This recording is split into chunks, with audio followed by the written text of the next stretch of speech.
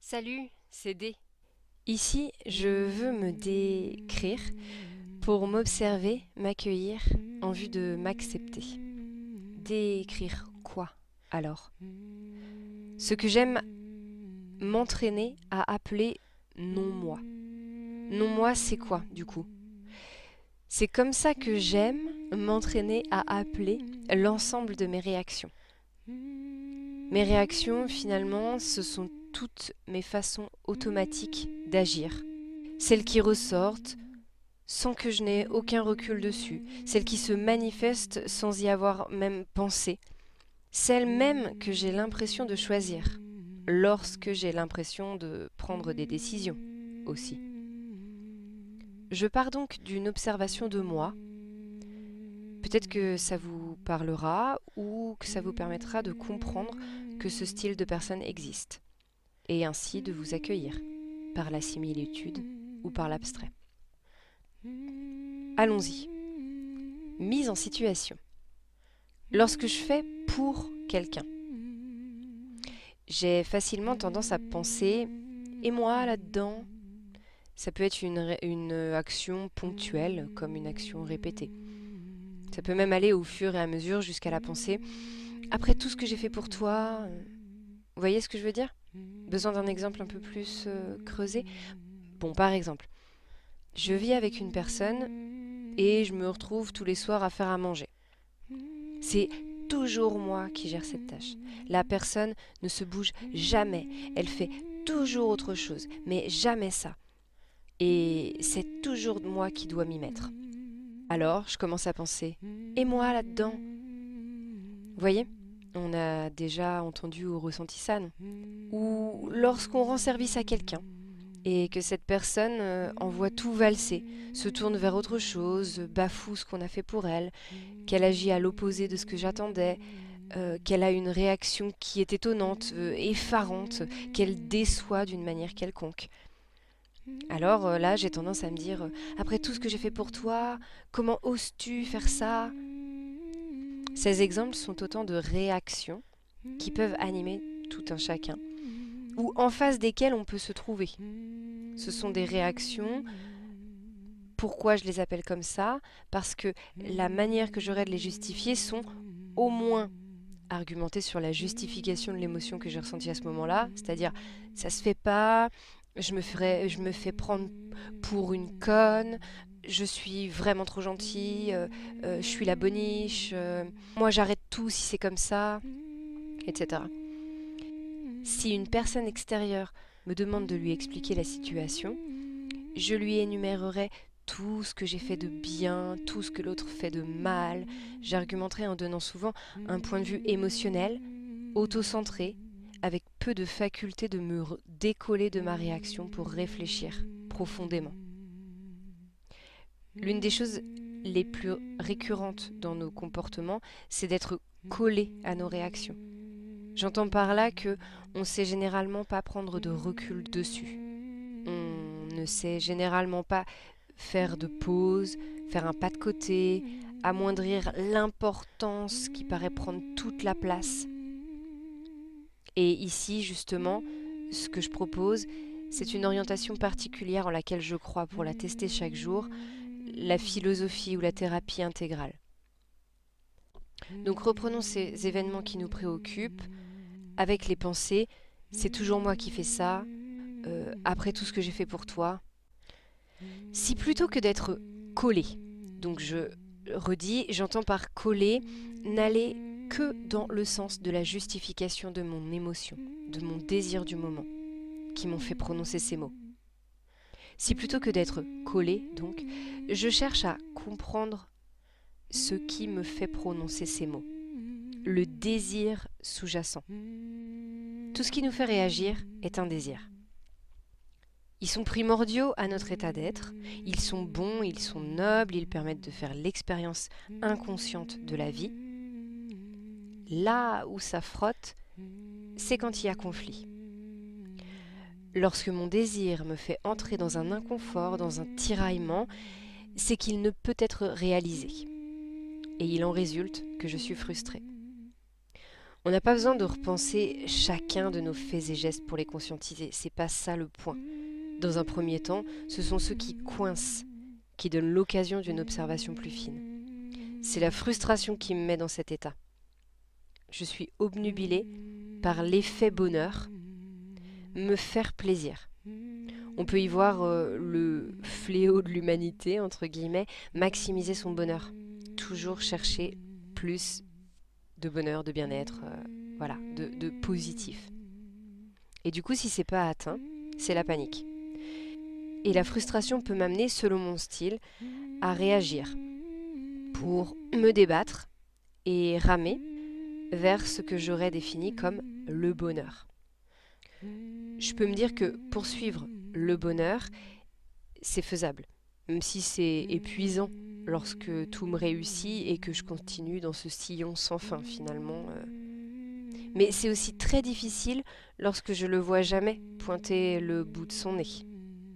Il n'est pas là tel que je l'imagine et je vois que son absence. Finalement, c'est quoi le bonheur ? Moi, je m'amuserais à répondre ici que le bonheur, plutôt que de vivre de plein fouet l'assouvissement d'un désir, ce serait de conscientiser ces réactions qui me font me sentir frustrée, me sentir lésée, pour dialoguer avec ma frustration, comprendre petit à petit de quoi je suis faite, éclairer les désirs qui m'animent, leur parler, et décider en toute simplicité s'ils me rendent service, et quel service ils me rendent, ou si je suis menée par le bout du nez, sans autre conscience que la frustration qu'ils m'emmènent. C'est la conscientisation de la différence entre ce qui est et ce qui est visé. Donc, est-ce que les pensées, c'est toujours moi qui fais ça, après tout ce que j'ai fait pour toi, me rendent service ? À quelle partie de moi-même semble-t-elle rendre service ? Alors, on va pas se mentir, je suis attachée à mon désir, on peut dire aussi besoin, envie, objectif, satisfaction, c'est des synonymes. Je suis attachée à mon désir au moment où je prononce ces phrases.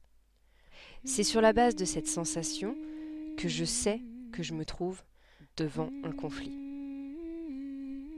Le fait d'être attaché à ce que ça arrive. À partir de là, que faire ? Généralement, on rejette à l'extérieur. Moi, c'est ce que j'ai toujours fait. Ça consiste à soutenir et à faire abonder les arguments pour soutenir que je suis à plaindre dans cette histoire. Bref, tout ça, on sait, généralement, c'est le comportement qui est adopté. Mais je redemande, que faire pour que cette expérience soit utile et m'apprenne quelque chose d'encore inconnu sur moi-même ? La démarche utilisée ici est la démarche intégrale. Elle permet de partir à la recherche du désir qui guide mon émotion, de transformer une réaction en une action. Testons pour la phrase « c'est toujours moi qui fais ça ». On se remet en situation. Pourquoi est-ce que je dis ça ? La situation peut être que je fais une action quotidienne que je me considère être la seule à faire. Par exemple, la vaisselle ou l'aspirateur. Bref, une action qu'on a tendance à faire sans envie, sans joie. Si je considère que je suis la seule à faire la vaisselle, c'est peut-être vrai. Mais quel est le désir derrière quand je la fais ? C'est que quelque chose en moi m'y pousse. Un désir, un automatisme. Je pourrais décrire 12 raisons de vouloir faire la vaisselle. Certaines dominent plus que d'autres. Quelle est la vôtre ? En tout cas, voici la mienne. Je le fais par obligation, par responsabilité. La responsabilité qui me guide et me souffle dans l'oreille le devoir qui est le mien. Je me sens responsable, ça me met la pression. Tant que j'ai pas effectué la mission que je me suis mise dans la tête, ça reste. J'y pense. C'est une pensée récurrente qui revient à intervalles plus ou moins restreints. Je sais que je dois le faire. D'après moi d'ailleurs, c'est un peu le principe d'action d'un désir. Y penser tant qu'il n'est pas assouvi. Ça revient. C'est un peu comme une cigarette ou une addiction. l'idée de faire un travail de reconnaissance d'addiction sur ses désirs, ça peut être une démarche intéressante. L'être humain, finalement, dans ses automatismes, d'après moi, il fonctionne ainsi. Le vide latent que crée un désir non assouvi lui est si désagréable qu'il fait tout pour ne jamais le ressentir. Il met toute son énergie à ne plus ressentir cette émotion. Et cette émotion, je la nomme frustration. Déclinée, la frustration est pointée par toute émotion qui ne satisfait pas. Donc, culpabilité, devoir, jalousie, tristesse, nostalgie, et il y en aurait plein. Quel est votre rapport à la frustration ? Moi, il est clair que si je suis frustrée, je vais chercher à assouvir le désir derrière, qui a soif, qui appelle, qui gratte. Alors, dans notre situation de vaisselle, si je suis frustrée, si la vaisselle ne se fait pas, poussée par mon envie d'accomplir cette tâche, mon désir que la tâche soit enfin accomplie et que ça me laisse tranquille quelque part, est si fort que, qu'importe le moyen, je veux que ce soit fait. Alors je le fais, même si j'ai pas envie. Et j'imagine que c'est la même chose dans la tête de l'autre, d'ailleurs, qu'il, elle, a les mêmes exigences que moi à propos de cet exemple précis. C'est d'ailleurs important de savoir qu'on a tendance à projeter notre vision du monde sur l'extérieur. On ne parle que de nous-mêmes finalement lorsqu'on critique ou qu'on décrit le monde. Alors, se souvenir que non, c'est pas câblé pareil dans la tête de la personne en face de moi, ça peut être très utile. Et aussi, ça peut être chouette de mettre en avant que mon désir ne prime pas sur le reste du monde. Si j'ai envie d'une chose, que la vaisselle soit faite pour rester très terre à terre, c'est pas un argument nécessaire pour que mon environnement exécute mes ordres, malgré toutes les bonnes raisons que je me suis données. Ces raisons peuvent être d'ordre pratique, peuvent descendre d'un sentiment d'égalité ou pour toute autre raison. Cela ne justifie en rien que je me sente le droit de régler l'emploi du temps d'une personne annexe. Je peux faire une proposition, tout au plus. D'ailleurs, je viens de citer l'égalité. Ça me paraît intéressant de faire un petit point sur ce thème. Ce sentiment vient d'un désir qui peut animer certaines personnes, qui est la comparaison. C'est un des gros automatismes qui sont en jeu dans cette situation. Si je dis c'est toujours moi qui fais ci ou ça, c'est que je regarde, c'est que j'observe, c'est que je compte. Et qu'est-ce que l'égalité ? Finalement, c'est une contrainte déséquilibrée selon que tel ou tel animal me constitue, que je mette tel ou tel en phase, que j'observe telle ou telle partie de la vie. Si j'ai des yeux pour tout voir, si je suis sensible au désordre, à la propreté, si je suis dirigée par la responsabilité d'une maison bien tenue pour l'image que ça renvoie, par exemple, alors je serai ultra gagnante au jeu de la comparaison de qui fait plus ou qui fait moins, et à celui de la morale qui règne dans mon monde, la propreté par exemple. Mais au jeu de qui respecte ses limites de fatigue, qui fait les choses pour lui sans se soucier de l'image, là, je serais perdante. Observer ma manière de comptabiliser et mon automatisme d'agir bien comme il se doit, ou encore mon désir d'être dans le plaisir d'avoir bien finalisé l'action que j'avais sur ma liste, et parler à tous ces désirs qui s'agitent et s'énervent. Ça, c'est une orientation intéressante. Lorsqu'ils sont frustrés, tous ces désirs font le tintouin décrit plus haut. Ils font tout pour ne pas ressentir l'émotion désagréable qu'a éveillé la frustration d'un désir.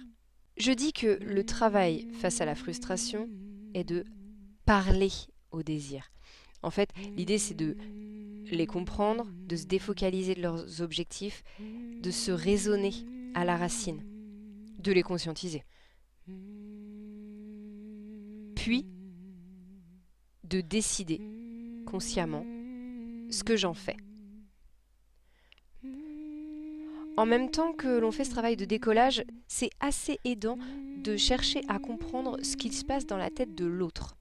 Pour ce faire, on peut lui parler, on peut l'écouter. Quel est son style à cet autre ? De quels automatismes inconscients est-il fait ? L'écouter a deux avantages. Savoir que ce style existe sur Terre et m'en inspirer pour continuer mon raisonnement. Personne n'a tort, ni raison. La seule chose qui est à souligner et qui donne lieu à cette vidéo, c'est que là où il y a conflit, il y a matière à s'observer pour dégoupiller un nœud vécu comme une souffrance, mais en fait qui est juste un indicateur. Il est possible d'en faire de même du coup pour la situation après tout ce que j'ai fait pour toi. On va passer vite. En gros, cette phrase démontre une frustration, du côté de la comparaison encore. J'ai fait tout ça, mais aussi de l'attente. Parce qu'il y a, après tout ce que j'ai fait pour toi, tu agis comme ça. Du coup, ça montre qu'on attendait une action plus qu'une autre, une réaction plus qu'une autre. Qu'est-ce que l'attente, du coup? C'est vouloir que quelqu'un agisse pour toutes les bonnes raisons que l'on peut se raconter, comme on aimerait, comme on l'avait imaginé, comme on croit qu'il faudrait. Il y a des raisons mêlées à de la morale, c'est bien d'agir comme ça, c'est mal de ne pas faire ça. Lorsque je vois qu'il y a de l'attente dans mes actions, je peux raisonner ce désir, déjà. Qu'est-ce qui crée l'attente en moi? J'ai fait cette action, sur le coup, mais en fait, j'attendais quelque chose en retour, peu importe quoi. C'est à cette attente de retour qu'il est intéressant de parler. Mon désir d'un retour qui m'a motivée et qui délite toute envie dès lors que je vois que j'aurai pas ce que j'attendais. Je veux bien faire, mais jusqu'à un certain point. J'ai tendance à ne plus voir que si j'ai fait jusque-là, en fait c'était pour moi, pour avoir la sensation de ressentir l'émotion agréable de t'avoir ou de nous avoir fait ou donné ceci ou cela. Au moment de faire cette action, je le faisais pour moi en fait. Par exemple, pour me sentir être une bonne amie, pour me sentir aimée, pour sentir que j'ai fait naître en toi la sensation de plaisir. Et faire naître en l'autre le plaisir, n'est-ce pas encourager aussi l'addiction au désir satisfait chez l'autre? Qu'est-ce que le plaisir? On met beaucoup plus souvent en avant le plaisir des désirs directs, satisfaits et sans conscience, juste satisfait, plaisir direct. Est-ce que toute satisfaction directe et laissée dans l'inconscience est à favoriser? Est-ce que dans toute situation, la frustration est à éviter? Je pense, au contraire, qu'elle permet de se démasquer soi-même et de voir là où il est nécessaire de travailler, là où l'on est très attaché. C'est finalement presque souhaitable de simplement démasquer nos désirs. Si on arrive à s'observer, être frustré, avec distanciation, sans prendre tout pour soi et très émotionnellement. C'est en fait tout l'art de ce travail que de s'observer avec distanciation. Être frustré est seulement l'indicateur de mon attachement et pointe là où je serais capable de me rendre très malheureuse tant que je ne serais pas assouvie. Et donc dans mon exemple dans lequel j'oubliais que ce que je faisais était finalement pour satisfaire mon propre désir, j'y ai mis du temps, de l'effort, de la motivation que j'aurais aimé récupérer en satisfaction émotionnelle, relationnelle, financière, etc. Il est alors très difficile de se rendre compte que personne ne me doit rien, que si j'ai fait une action qui me convient, c'est moi que cela concerne, sauf s'il y a un contrat explicite et qu'il n'est pas respecté. Mais si je suis la seule à avoir imaginé ce contrat et que je reproche à l'autre sa non-tenue, ça peut pas marcher. Voilà, il m'a été très difficile d'accueillir cette peinture de moi-même. Ça a pris quelques mois pour accepter de voir tout ça. Ça peut être assez déconcertant de se voir ainsi. Dans ce cas, j'aime à me rappeler que je suis ce non-moi d'animaux emberlificotés dans leurs désirs et que tout ce travail m'aide à devenir moi, détachée, observatrice, toujours un peu plus distante de chacune de mes satisfactions. C'est mon observation de moi-même qui donne cela. Si ça peut aider, tant mieux. Dernière petite chose. À celui ou celle à qui cette description ne parle pas, c'est peut-être parce que vous ne vivez pas cela. Mais vous pouvez vous trouver face à quelqu'un, à une personne qui en est en prise. Et il est de votre devoir de ne pas être dans la mollesse, sans avis, lorsqu'une avalanche de reproches s'abat sur vous, et de savoir dire et d'écrire qu'il y a dû avoir méprise sur les termes du contrat, de demander à l'autre d'exprimer clairement son attente et sa vision du contrat, et de vous positionner sur l'accord officiel ou sur le désaccord quant à cette attente relationnelle dans laquelle vous baignez. Entrez dans le débat ensemble de savoir ce qu'est une action chouette pour chacun. Merci d'avoir suivi. À bientôt les amis.